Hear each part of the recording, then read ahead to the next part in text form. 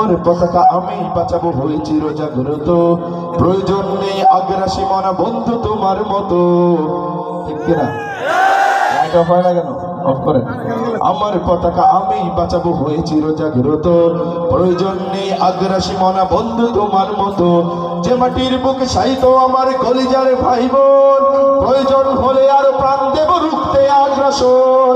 এক ফুটা খুন থাকতে দেহে মানব না আর কভু, দিল্লি দালাল বাবুর নামে কোন শয়তান প্রভু। দিল্লি নয় ঢাকা,